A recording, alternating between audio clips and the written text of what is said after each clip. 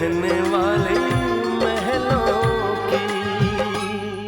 मनोज जी, मुझे अपनी बेटी के लिए राज जैसे लड़के की ही तलाश है। जो तेरे लिए हीरो चुना है उसका नाम क्या है? राज। इस शहर के जाने माने इंडस्ट्रियलिस्ट मिस्टर यशवर्धन मित्तल ने अपनी बेटी के लिए हमसे तुम्हारा रिश्ता मांगा है। आई एम सॉरी, लेकिन मैं आपकी बेटी के साथ शादी नहीं कर सकता।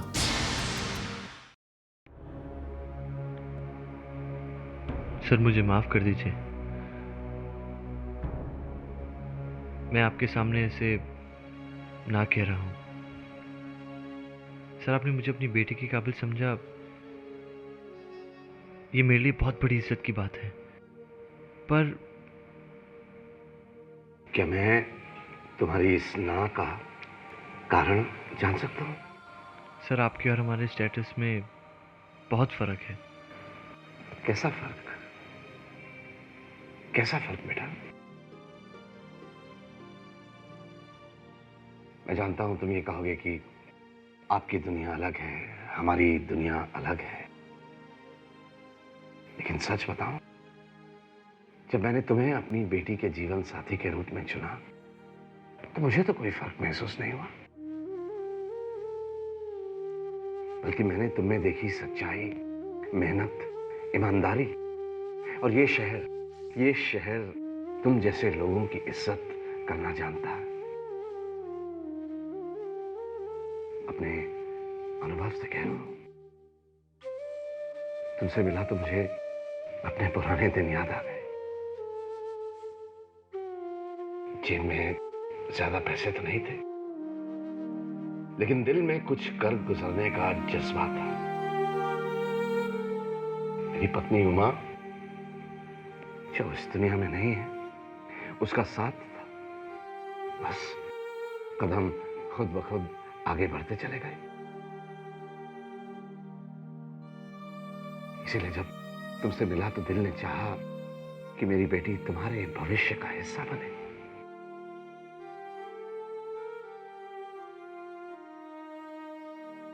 सर, पर मैं तुम्हारा जो भी फैसला होगा मुझे मंजूर होगा।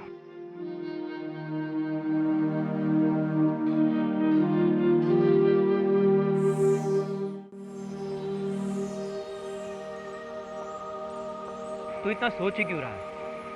नहीं यार, ऐसी शादियां नहीं होती, समझौते होते हैं। मेरे बड़े भैया की हालत तो तू जानता ही है। अपने बॉस की बेटी से शादी क्या की, जिंदगी भर की गुलामी मोल ले ली उन्होंने। ऑफिस में बीवी का बाप बॉस है और घर में बीवी। जब भी अपने भैया को देखता हूँ ना यार, तो उन पर तरस आने लगता है मुझे।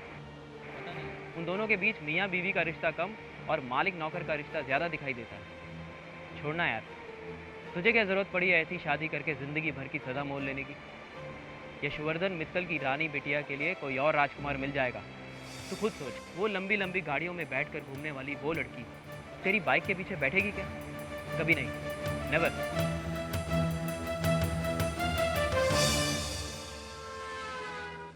सर, आपकी गाड़ी की पेमेंट के 25 लाख रुपए मुझे मिल चुके हैं सर, और मैं सोच रहा हूं कि उसे बिजनेस में। नहीं महाराज जी, ये पैसा आप सीधा सक्सेना साहब के घर पहुंचा दीजिए। इस वक्त उन्हें रुपयों की सख्त जरूरत है। लेकिन सर, पैसों की जरूरत तो हमें भी बहुत है सर। है, बेशक है, लेकिन दूसरों की जरूरत को नजरअंदाज करके हम अपनी जरूरत तो पूरी नहीं कर सकते हैं ना। ठीक है सर, बाहर गाड़ी लेने घर आ रहे हैं सर। ठीक है महाराज जी। मैं आज तो हम शॉपिंग के लिए जा रहे हैं।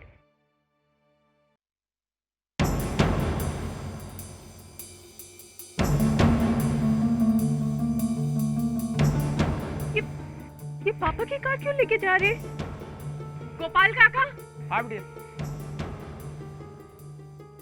ये हमारी कार लेके कौन जा रहे?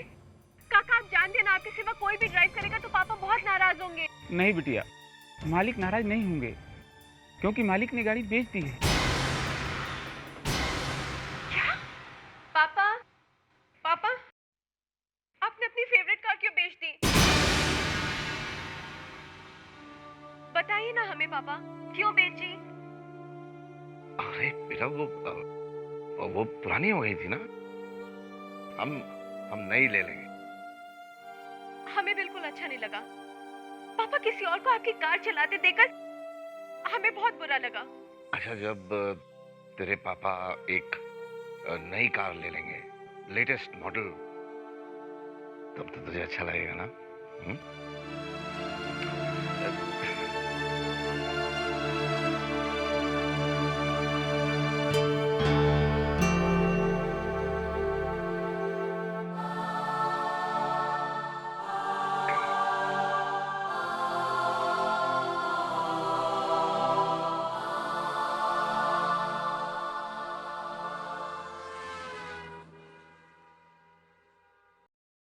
Excuse me, I'm Mr. राज गोयल।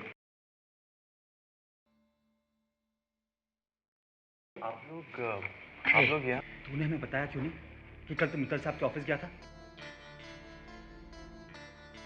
ये बात तो जब मैं घर पे आता तब भी हो सकती थी ना।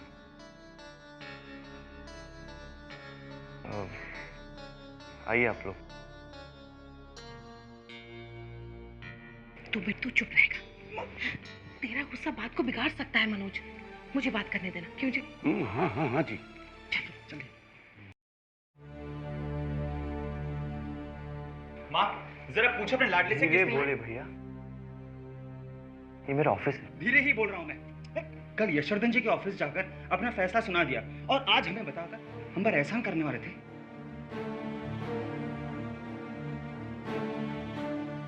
ये शादी नहीं हो सकती बस। अरे ये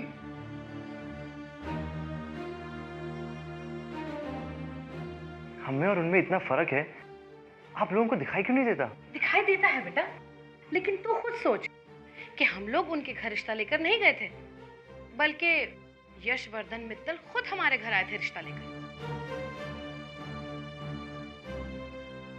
माँ तुम खुद ही सोचो, उस लड़की में और हम में कितना फर्क है। क्या वो इस माहौल में एडजस्ट कर पाएगी? अरे तो तू क्यों परेशान हो रहा है?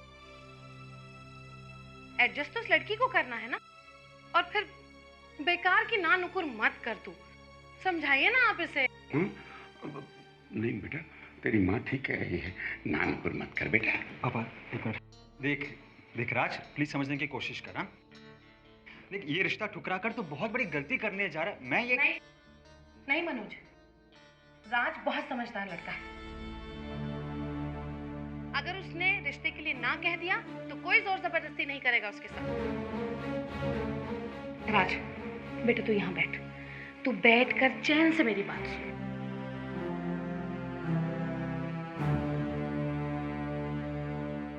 देख मेरे बच्चे, मैं मानती हूँ कि वो महल जैसे घर में रहने वाली है, लेकिन अब जब तुम दोनों के रिश्ते की बात चली ही है तो इसके पीछे कोई तो बात होगी जी, है ना? हाँ जी।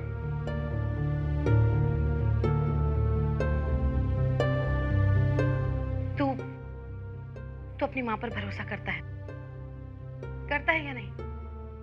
जब तूने कहा कि माँ मुझे दिव्या से शादी नहीं करनी है, तो मैंने तुझ पर कोई जोर जबरदस्ती की नहीं ना? फिर बेटा ये तो तेरी जिंदगी है, तुझे ही फैसला करना है। लेकिन राज, मैं भी तो तेरी माँ हूं। क्या तू मुझे इतना हक नहीं दे सकता कि मैं अपने लिए एक अच्छी सी बहू पसंद कर सकूं या ढूंढ कर लाऊं?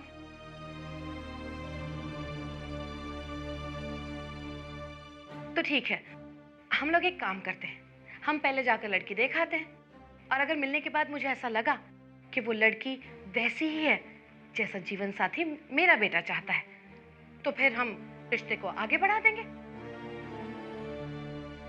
और अगर नहीं तो हटाओ। अरे मेरे चांद जैसे बच्चे के लिए तो एक से एक रिश्ता आएगा। क्यों जी, ठीक कह रही हूँ ना मैं? बिल्कुल ठीक। समझा बेटे? राज, अरे अब तू कुछ बोल।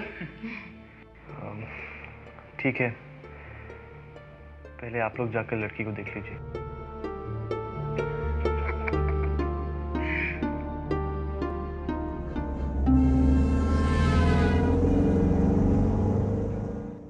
ये वाला वैसे बता रहे हैं, पहली वाली गाड़ी से ये वाली वाली गाड़ी ज्यादा अच्छी है। कितना खुल खुल के बैठे हैं। अरे अरे वैसे ये गाड़ी तो बहुत महंगी पड़ी होगी, ऑटो रिक्शा में चले आते तो थोड़ा सस्ता पड़ता ना। बाबूजी, चीप एंड पैसे। आरती, तुमसे हिसाब किताब करने के लिए कहा है मैंने? हाँ? नहीं ना? तू चुप रहो। जब भी सोचो फायदे का सोचो, मेरी तरह। खर्चा सबको दिख रहा है, लेकिन खर्चे का फायदा किसी को नजर नहीं आ रहा। अरे माँ, मित्तल साहब के ऊपर हमारा कोई इंप्रेशन पड़ना चाहिए ना? बिल्कुल। हाय, कौन सा शर्ट? अरे तू चुप कर, चुप कर। लो, घर आ गया। ड्राइवर अंदर, गेट के अंदर।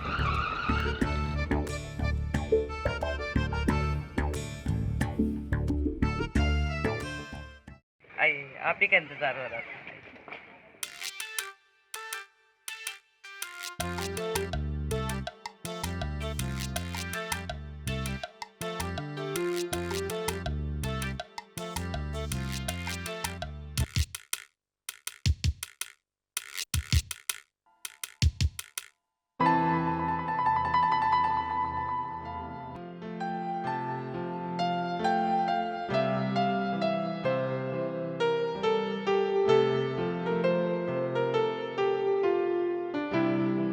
बैठिए ना,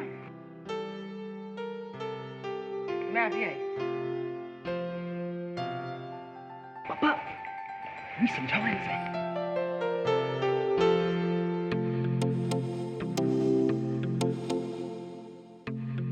हाथ मत लगाइए जी किसी चीज को। सुनो, वैसे बता रहे हैं इस घर में हाउ मच फैमिली रहती है? यशवर्धन जी और उनकी बेटी। ओए, तो इस घर की साफ सफाई? सभी और कुछ सवाल मत पूछना।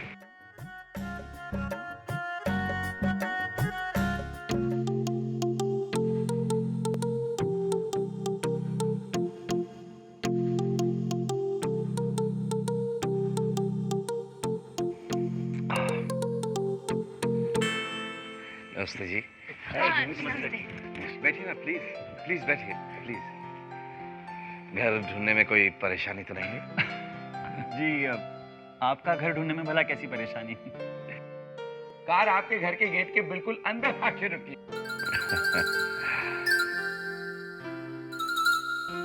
ये मेरी पत्नी है, सुरेखा। नमस्ते। नमस्ते जी, बहुत खुशी हुई आपसे मिलकर। वैसे बता रहे हैं हम इनकी मिसेस आरती।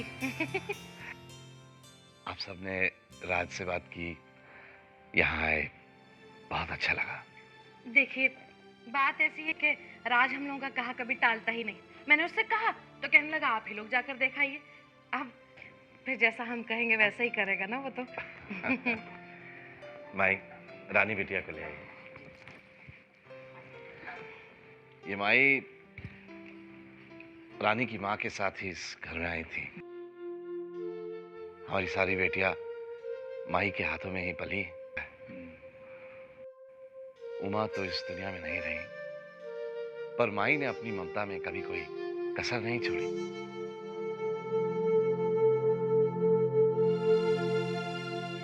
आप लीजिए ना प्लीज। लो बेटा। जी।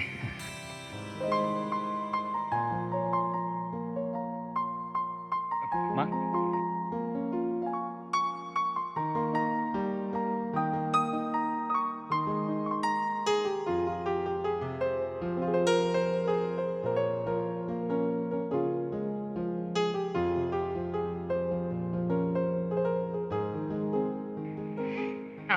बैठो। आपकी बेटी तो बहुत ही प्यारी है। क्या करते हो बेटा? पढ़ रही हो? जी, फाइनल ईयर खत्म किया है हमने।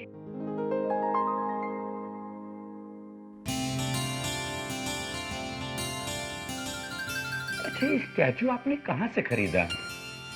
ये, हाँ, ये तो मेरे ख्याल रानी तुम फ्रांस से लाई थी ना बेटा? जी पापा। मतलब फ्रांसीसी है? जी, फ्रांसीसी है। अच्छा। मित्तल साहब, हमारी तरफ से तो आप ये रिश्ता बिल्कुल पक्का ही समझिए। क्यों जी? रिश्ता पक्का।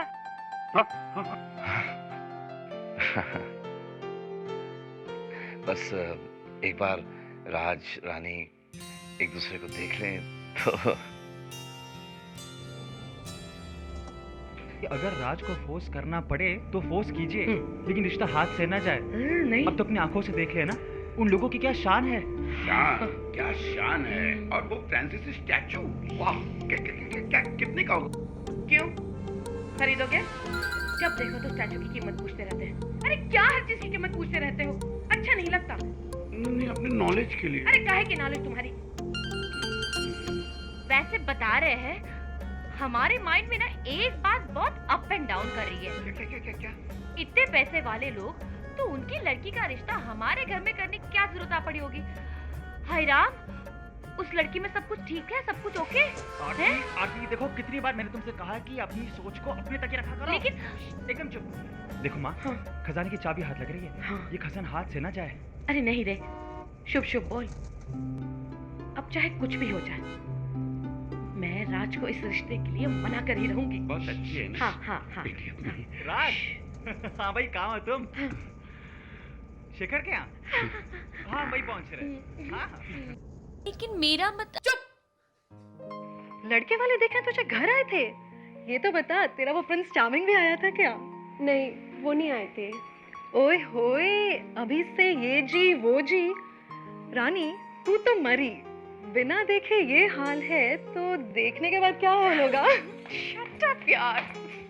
सुन रानी, तू मेरी एक सलाह मान, तू अपने वो जी को ना एक बार देख ले। क्या पता बाद में सुनने को मिले काला कौवा मलाई मार गया। काला कौवा मिले तुझे। ओहो, हम जानते हैं, वो बहुत हैंडसम है। अरे माँ, जरा राज को बताइए तो सही कि रानी कितनी खूबसूरत है। हाँ राज बेटा, बहुत खूबसूरत है लड़की, और सुलझी भी तो इतनी कि क्या बताऊं तुझे मैं। बिल्कुल अपने पिता की तरह। ना उसने आंख उठाकर बात की और ना ही ऊंची आवाज में बोली। वो लड़की सुशील है, भोली भाली, बिल्कुल वैसी है वो जैसी बहू मैंने अपने सपनों में देखी। और खातिरदारी में तो उन लोगों ने कोई कसर ही नहीं छोड़ी। अरे माँ, जरा राज को बताओ तो सही कि खाने पीने की आधी से ज्यादा चीजें रानी ने खुद बनाई थी। रानी ने खुद बनाई थी? हाँ। अरे बहुत मजेदार खाना था, तारीफ के काबिल है राज, वो लड़की तारीफ के काबिल है। अरे उसकी माई मुझे बता रही थी कि इतनी सारी गाड़ियां घर में होते हुए भी वो स्कूल कॉलेज बस में ही जाया करती थी। अच्छा? हाँ। और बेटा, पैसों का घमंड तो बिल्कुल भी नहीं है, नाम को गुरूर नहीं है उस लड़की में। अब ये सब बातें रहने दो, मुझे तो एक ही बात कहनी है, मेरे दिल को भा गई है रानी। मुझे भी। तेरे लिए कितने रिश्ते आते रहते हैं, आते हैं ना? मैंने कभी भी तुझ पर जोर डाला नहीं, लेकिन रानी एक ऐसी लड़की है कि उसके लिए मुझे तुझ पर जोर भी डालना पड़ा ना तो मैं हिचकिचाऊंगी नहीं। राज जी, अब कम से कम माँ की खुशी के लिए हाँ बोल दो। ना ना मनोज, मेरी खुशी के लिए नहीं, अपने दिल से ये हाँ कहे। देख बेटा, मैं नहीं चाहती कि मेरी पसंद के लिए इसे किसी ऐसे अनचाहे बंधन में बांध लूं मैं। नहीं, जिंदगी तो इसी की है ना। बस राज बेटा, एक बात कहूंगी मैं, अपनी माँ की सिर्फ एक बात मान, एक बार तू रानी से मिल ले, उसके बाद जो तू फैसला करेगा वो हम सबको मंजूर होगा। क्यों जी? हाँ जी।